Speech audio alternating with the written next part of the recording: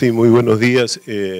Primero queríamos agradecer con Alejandro la posibilidad de estar en la reunión de la academia y escogimos estas tres charlas porque, digamos, si uno mira lo que está pasando en el mundo, las enfermedades emergentes comienzan a ser un tema grave y algunas de estas enfermedades vienen de los animales y son zoonosis importantes, como ha pasado con el ébola, con un impacto notable en el África.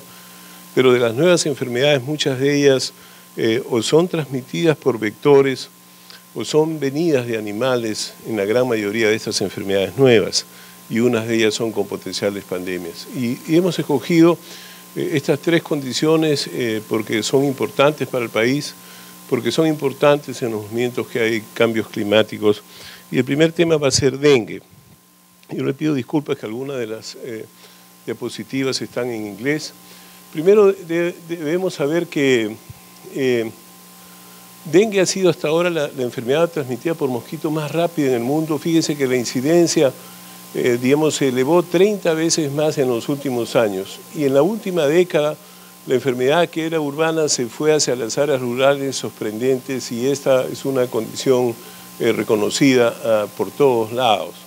Se reconoce también que el dengue hemorrágico apareció hace mucho tiempo, y de ahí fue clasificado como dengue hemorrágico, y lo cual ha sido importante, pero después pasó el tiempo y vamos a ver que al final el dengue debe tener otra clasificación, y la clasificación actual es severa. Sin embargo, históricamente esto es un poco lo reconocido, cómo ha ido pasando, y a partir del año 71 aparece en el sudeste del Pacífico, después en el 80, y de ahí en adelante comienza a aparecer en las Américas, siendo el primer sitio en Cuba de manera notable, y de ahí en adelante dengue ha sido la epidemia más importante de la última década, con más de 5 millones de personas en las Américas. Está reconocido siempre, digamos, Martinica y Panamá fueron grandes reservorios de esto. En el Perú se reconoció en 1818, son los primeros casos reconocidos en el Perú, y donde clásicamente la Aedes aegypti, que es el mosquito que transmite esta condición en la mayoría de enfermedades. Y esto es notable porque los Aedes resulta que ahora no solamente transmiten fiebre amarilla, transmiten dengue, chikungunya y recientemente el Zika, que es un virus parecido a, digamos, que viene del África y que ya llegó a Brasil. Una de las cosas que hay es que en el Caribe comienza a aparecer en el 77 con dengue 1, con una fórmula que viene de una variedad que viene del Asia, y en Cuba aparece en el año 81, y de ahí en adelante hemos tenido una migración notable. Y para el año 2005 todos los países de América Latina, incluyendo Chile y Argentina, han tenido brotes de dengue de los 3 subtipos reconocidos, los 4 subtipos reconocidos. Entonces, una de las cosas que hay es que, nuevamente, esto es el mapa que uno tiene de las áreas donde ha habido dengue, y estas son las áreas donde hay reconocidos los Aedes. Este modelo que lo sacó la OPS nos habla cómo en el año 30 estas eran las áreas donde había Aedes. En el año 70 solamente sucede en la zona de Venezuela, todo lo que es Cuba, Haití y una parte de Florida. Eso es un poco lo que se reconocía en ese momento. Es interesante porque cuando Disney hace su centro en Orlando, la gente lo critica, le dice: ¿cómo vas a un sitio que es totalmente lleno de malaria y de este Aedes que puede producir fiebre amarilla? Y era cierto porque eran las únicas áreas. Probablemente esto ha sido efectos de la fumigación que se hizo en esa época por el control de malaria, pero esto es cierto. Sin embargo, para el año 2010 ya la realidad cambió. Y ahora ustedes ven que, excepto Chile, todos los países tienen. Sin embargo, Chile ya reconoció, incluso en la isla de Pascua, han tenido brotes. Y finalmente, esta es un poco la clasificación. Antes del año 81 no habían casos de dengue hemorrágico, y este es lo que sucede para el año 2010. Es decir, todos los países, excepto Chile, habían reconocido formas de dengue hemorrágico. De nuevo, hay varios Aedes, pero este es el más importante, y este es ahora el más importante para el chikungunya, que discutiremos más adelante. Actualmente hay más de 100 países afectados, reconocidos por esta condición, y la letalidad va de 0.5 a 3.5, especialmente en el sudeste asiático. La mortalidad en las Américas, especialmente el Perú, es extremadamente baja, y vamos a ver la enorme experiencia, por ejemplo, que hubo con el grupo de Iquitos, cómo ellos pudieron manejar más de 12.000 casos y hubo 22 muertos, es decir, la mortalidad reconocida ha sido notablemente baja. Este es un poco el número de casos de dengue y lo que se reconocía como dengue hemorrágico, que esto era un poco la clasificación epidemiológica de ese momento. Este es un poco lo que pasaba en las Américas en comparación al este, a la zona del Asia, y esta es la zona, digamos, de la zona africana. Y lo que es importante es que, ¿qué factores han habido? Primero, que la población, ahora somos 7.000 millones de habitantes en el mundo, hay una urbanización no controlada, creo que todas las ciudades de América ocurre eso. Hay un incremento pues, de comunicaciones por vía aérea, hay una ausencia de controles de vector y la densidad de vectores comienza a crecer, y esto ha sido muy importante con los cambios de clima. Los vectores no solamente se reproducen más temprano, viven más tiempo, sino que la población es mucho mayor. Y en algunos sitios pues la pobreza ha sido un elemento muy importante. Estos son un poco los años del año 94 hasta el año 2001, como el Perú está reportando, y estos son los brotes que han habido especialmente en áreas de selva.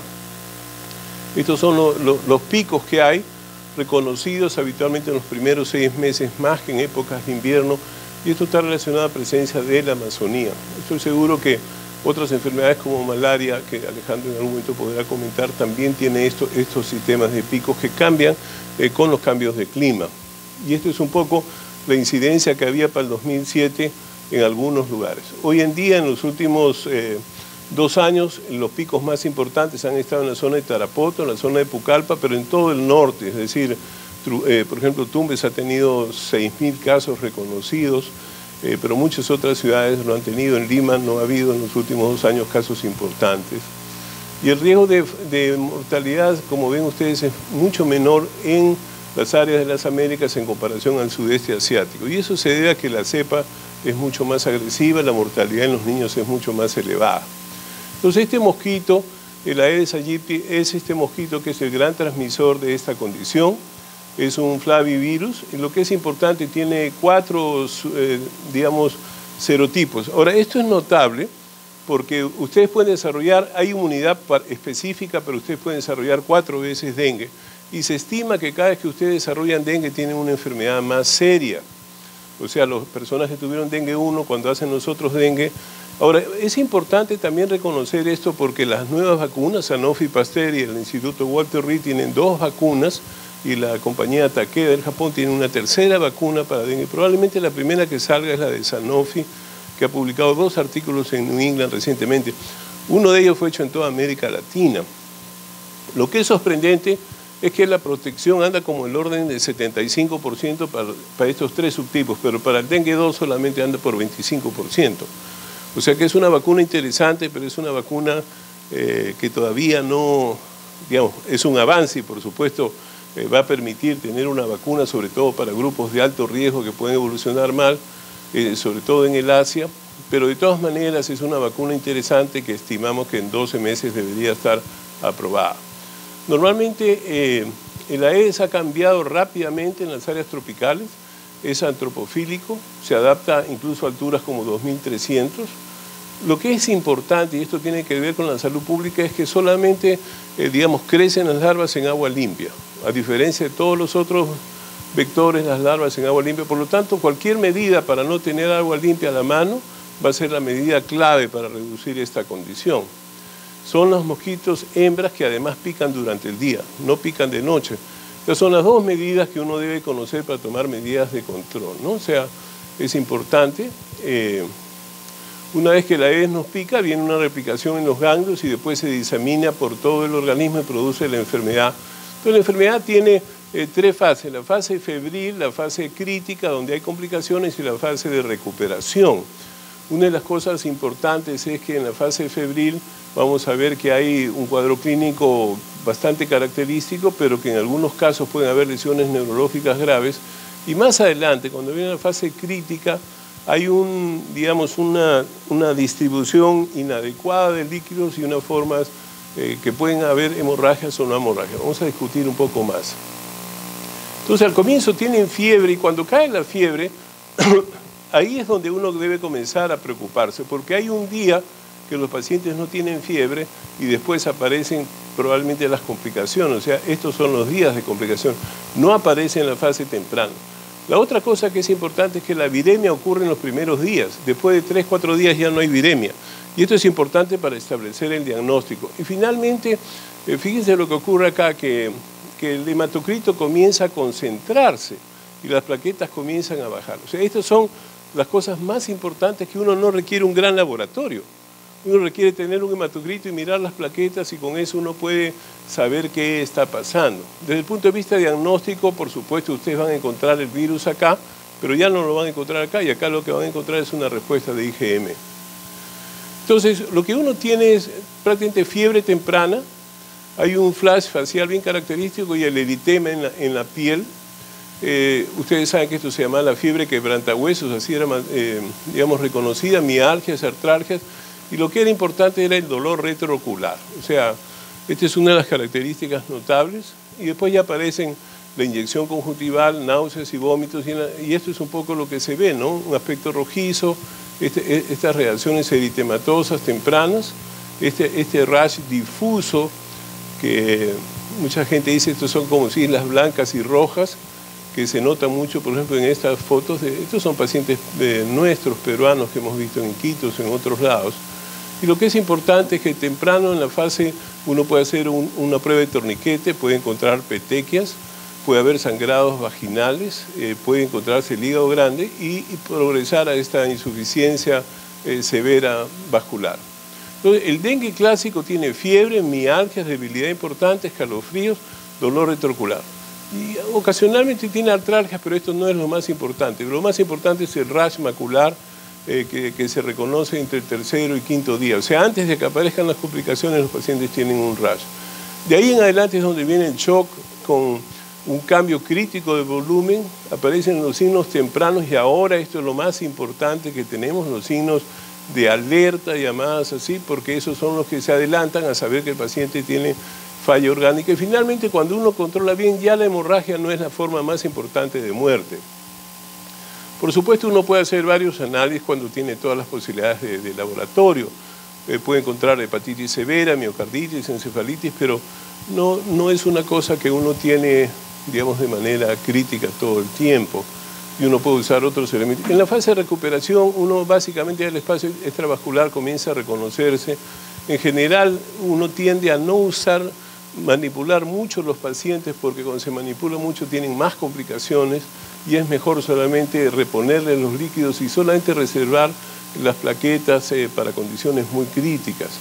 Los pacientes en esta fase comienzan a tener bradicardia, algunos cambios eléctricos, digamos, cardiovasculares, como si fuera una miocarditis discreta, pero en general el hematocrito, una vez que se comienza a estabilizar, queda bien.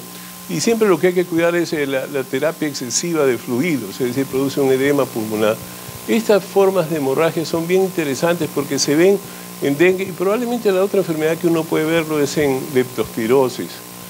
O sea, tener estas formas clínicas son importantes. Y este rash, yo diría que la única enfermedad que se parece mucho es la chikungunya, que también produce un rash muy parecido. Como ustedes ven, es rojo, pero hay manchas blancas en toda la espalda o en todo el organismo de estos pacientes. Esta es todavía mucho más típica, digamos, este rash característico que se ve en los primeros días antes de que el paciente tenga complicaciones. O sea, estos son pacientes que están en la fase febril con rash.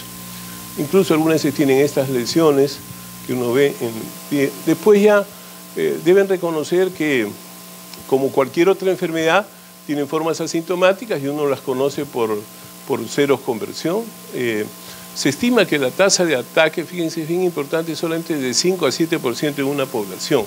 Pero más o menos el doble de ellos tienen infección que uno reconoce por cero conversión. Hay cuadros febriles muy cortos, pero después aparece el dengue del que hemos conversado, con o sin hemorragia, y después aparece el dengue con hemorragia, y con shock o sin shock. Y actualmente ya el dengue se reconoce como dengue severo asociado al shock, más que a decir dengue hemorrágico.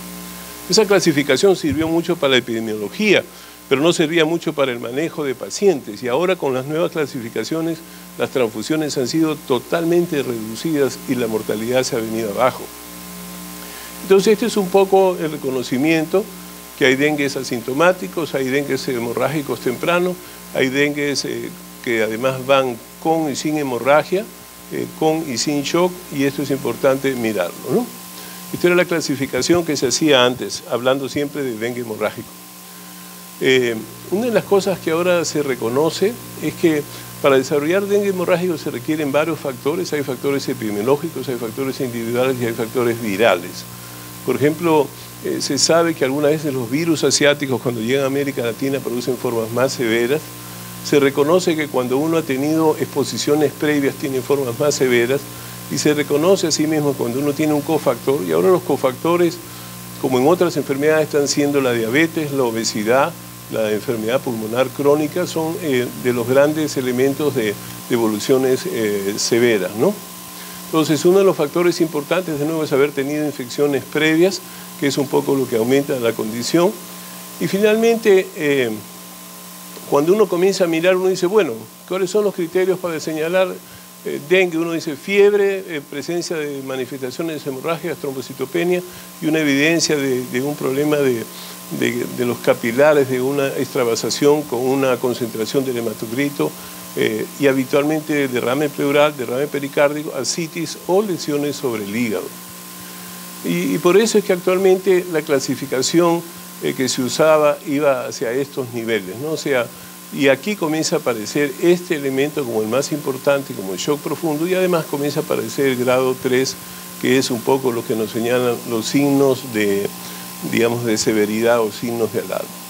La prueba de torniquete ha servido de manera importante, es muy simple de hacerla. Cuando uno no tiene elementos críticos, uno pone el tensiómetro y después aparecen unas plaquetas de una púrpura severa en 2 centímetros alrededor, uno mide de manera importante. Esto es un poco, en Puerto Rico siempre han tenido dengue, es un sitio donde ha habido dengue y lo han estudiado con gran precisión.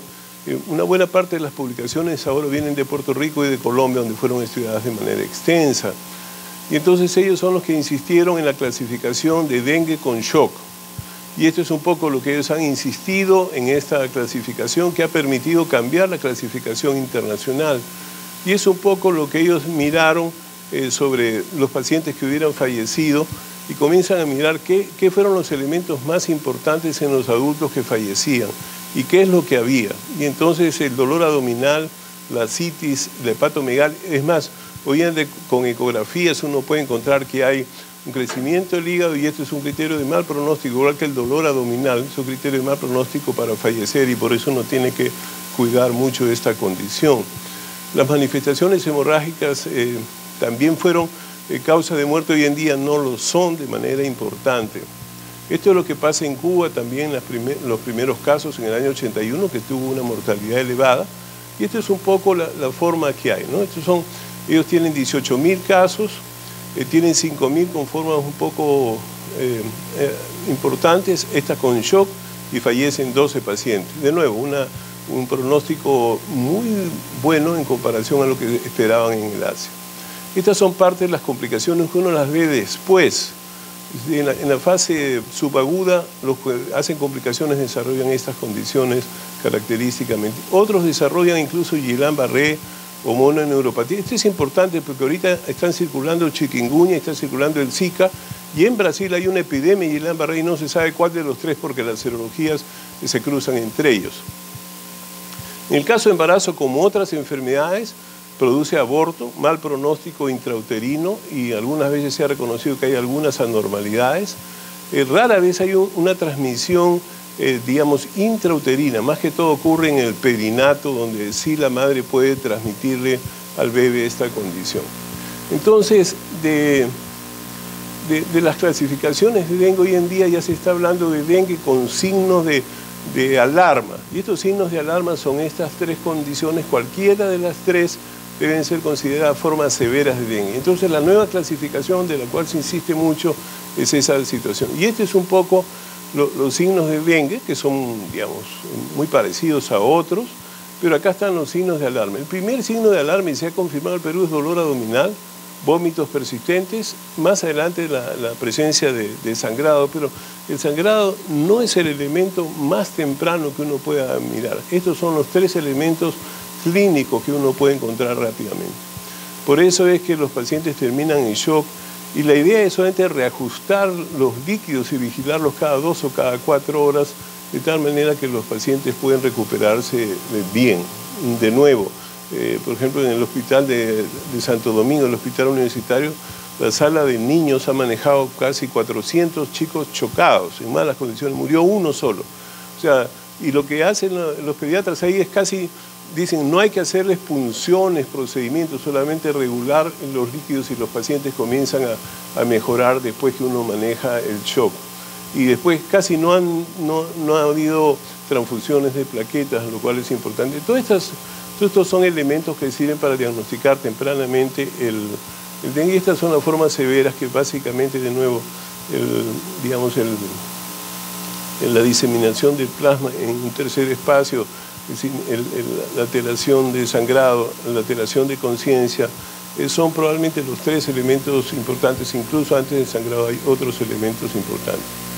Y finalmente, los diagnósticos diferenciales siempre son múltiples, o sea, gripe al comienzo, sarampión, ahora ha aparecido sarampión de nuevo en las Américas, chikungunya, que discutiremos adelante, mononucleosis infecciosa, síndromes agudos de VIH también se parecen mucho. Cuando aparece el RAS ya uno puede incluir pues rubiola, otras enfermedades. Finalmente, cuando hay manifestaciones gastrointestinales, especialmente rotavirus en niños, y finalmente meningoencefalitis por otras causas. O sea, es bien importante, de acuerdo a la complicación, poner al costado las enfermedades que nos sirven. Esto es un poco para lo que pasó, por ejemplo, en un estudio que se hizo en Yurimaguas sobre pacientes con fiebre en el cual se había descartado malaria. O sea, vienen por fiebre, en menos de una semana y se comienza a estudiar. 14% tenían dengue, 1% tenían mayaro, 1% tenían encefalitis equina venezolana y la mitad de 0.6 tenían fiebre de oropucha. En el caso de leptospira, de nuevo, la segunda causa de fiebre en la Amazonía, después de malaria, es leptospirosis, concepto muy importante, pero también riquecias han sido importantes y esto ha sido motivo de un par de publicaciones de varios grupos en el cual el grupo de Cayetano también participó. Para hacer el diagnóstico final es solamente hacer aislamiento de virus en los primeros 3 a 5 días, después del 5.º día ya no hay virus, hacer serología con IgM. Felizmente en el Perú sí se está haciendo esta prueba en el Instituto Nacional de Salud, hay pocos falsos positivos y lo que pasa es que cuando ustedes tienen dengue, tienen chikungunya, tienen Zika o tienen vacuna de fiebre amarilla, ya están manejando problemas. O sea, ya la serología comienza a cruzarse y como el virus ya no lo están aislando porque ustedes están haciendo el diagnóstico un poco más tarde, ahí es donde hay problemas. Por eso es que uno puede escoger algunas cosas que son inespecíficas, linfocitosis con neutropenia, trombocitopenia leve, discreta elevación de transaminasa. Yo le puedo poner 20 enfermedades que producen eso. Pero entonces el diagnóstico pues, no es rápido ni práctico a no ser que tengamos una IgM rápidamente adecuada. Y este es un poco lo que hacían en Puerto Rico. El 5.º día ya el 80%, entre el 6.º y 10.º día 93%, y entre el día 10 y 20 tenían 99%. Así que este es un poco lo que se recomienda hacer, recordando que la viremia solamente dura 3 a 4 días y después desaparece, que la IgM aparece a partir del 5.º, 6.º día. Por eso algunas veces cuando uno está aquí no es fácil establecer el diagnóstico, no hay buenas pruebas para establecer el diagnóstico, ¿no? Entonces uno lo puede confirmar bajo estas condiciones, pero básicamente el que más se usa hoy en día es la IgM, es la más práctica desde el punto de vista clínico, ¿no? De nuevo, este es un poco las nuevas vacunas que se están buscando. Los tratamientos solamente son usar fluidos analgésicos como acetaminofén. Se recomienda no usar antiinflamatorios ni aspirina y más que todo se recomienda monitoreo. Esto es importante porque en áreas donde hay dengue habitualmente no tienen buenos laboratorios y por eso uno puede monitorear la presión, el pulso, la diuresis, el sensorio, el hematocrito y quizás las plaquetas y con eso uno tiene un excelente manejo de los pacientes. Finalmente, quiero insistir que en los pacientes que corresponden a formas más severas tienen que estar en una emergencia porque los pacientes pueden tener estas 3 complicaciones. Normalmente se usa soluciones isotónicas y se da a una velocidad adecuada y se va vigilando. El tratamiento básicamente importante son durante 48 horas. Y las transfusiones, digamos, se han reducido de manera notable. O sea, deben transfundirse cuando tengan menos de 10.000 plaquetas de manera importante y haya sangrado. Porque si un paciente tiene 10.000 y no hay sangrado, no se transfunde. Así que este es un punto importante. Y cuando hay sangrado, ahora se está recomendando usar plasma fresco, más que transfusiones de plaquetas. Concepto importante a mirar. Y finalmente los pacientes cuando están sin fiebre uno los puede poner de alta. De nuevo, ¿qué hacer? Recordar que uno tiene que evitar el crecimiento de los aedes y por eso es que nosotros insistimos en que en las comunidades uno tiene que eliminar el agua. Finalmente en las habitaciones con mallas metálicas y con aire acondicionado uno evita la posibilidad de que haya esta situación. O sea, en general podemos decir que el dengue puede tener una forma hemorrágica, potencialmente mortal, que hay una serie de criterios hoy en día, después de Riduau, que propuso modificaciones, actualmente ya se usa dengue severo, y debe recordarse de que la mortalidad que nosotros tenemos es baja, pero que es importante recordar que hay grupos de alto riesgo, que son aquellos que tuvieron enfermedades previas, aquellos que son mayores de 60 años, etcétera, que son los que hacen una forma diseminada. En resumen, dengue es una condición epidémica importante en las Américas y dengue es una condición que todavía no tenemos un tratamiento específico, excepto sostén, que todavía no tenemos una vacuna, que va a haber pronto una vacuna y que ahora el manejo debe ser controlar los vectores, dar tratamiento y soporte especialmente a las formas graves y esperar pronto tener una vacuna que reduzca la mortalidad de esta condición. Bueno, con esto termino.